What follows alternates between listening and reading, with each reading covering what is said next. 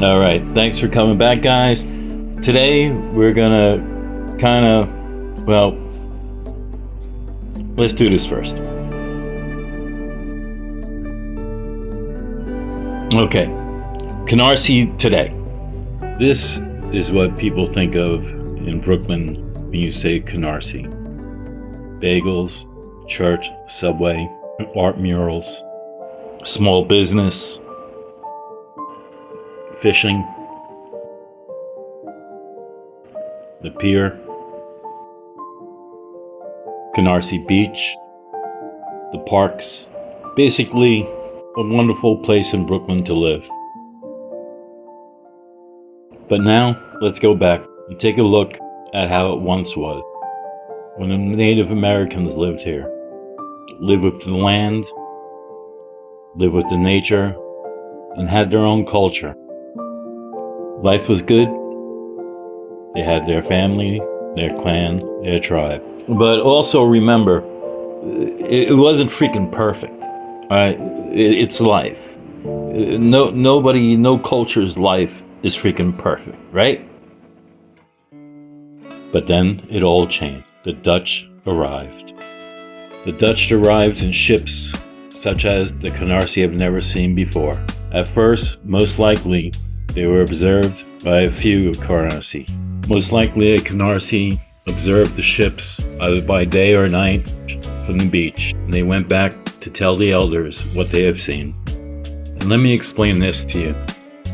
All of the pictures that we grew up with, the drawings, the paintings of the Dutch being dressed beautifully, being tall, skinny, this is all BS. Right? As we all know, whoever draws the painting and paints the painting has control of the painting. The Dutch most likely were not the most civilized or cleanly of people. Like, they didn't have freaking showers on the ships, right? You know what I'm saying? Now, another thing is this. The Carnasie, as all Native Americans, didn't believe that people could own the land. So, when they made the so-called deal for Brooklyn and for Manhattan, they were thinking of it basically as a lease. They were leasing the land to the Dutch to be used for farming, whatever they wanted.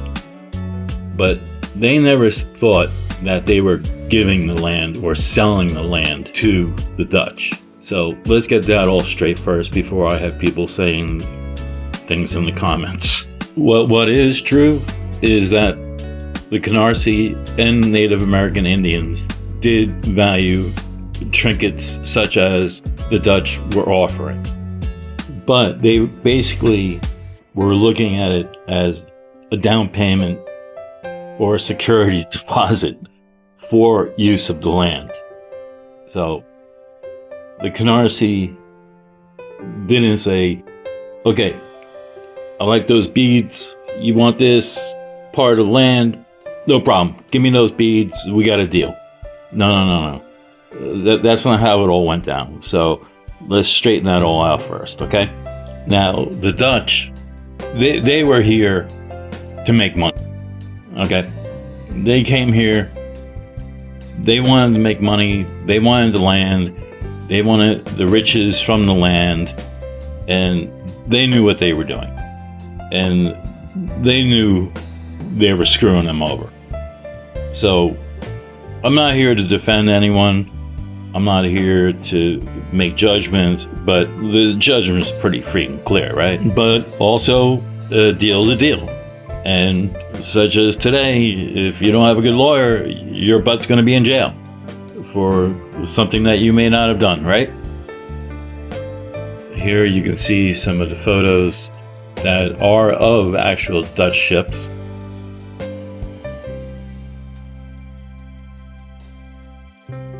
Now, these photos, these paintings, these drawings are not exactly totally accurate. And I'll tell you one reason why.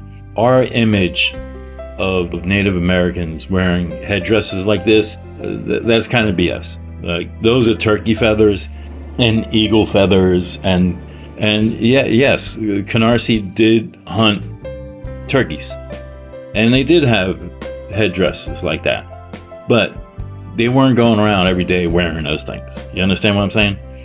That was like, you know, Sunday best kind of dressing.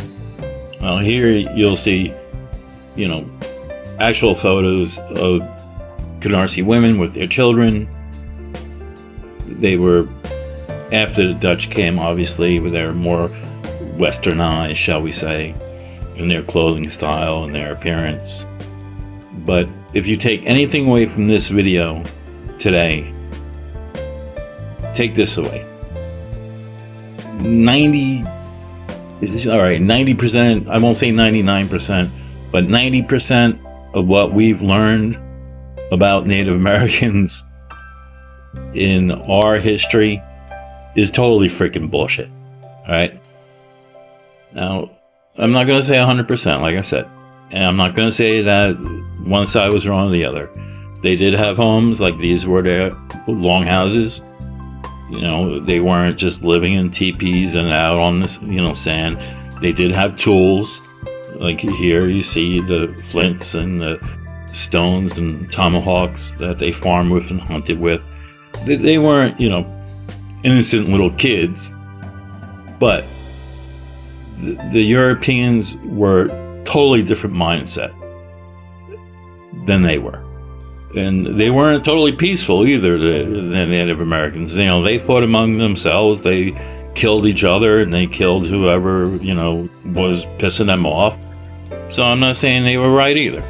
But, so this part of the series of videos, I wanted to kind of set clear how what we grew up with is BS. Everybody was wrong. I mean, everybody screwed each other. We can debate who screwed each other more, but I'm going to continue on with the series. But today, I wanted to explain history a little bit more accurately than has been explained before for most people growing up in America, and especially Brooklyn, I would say. So, thanks again for watching. I'm not going to say hit the like and the subscribe and all that shit. But hey, if you want to, please do. And I hope you comment. If you want to debate with me, I don't care. You know, whatever.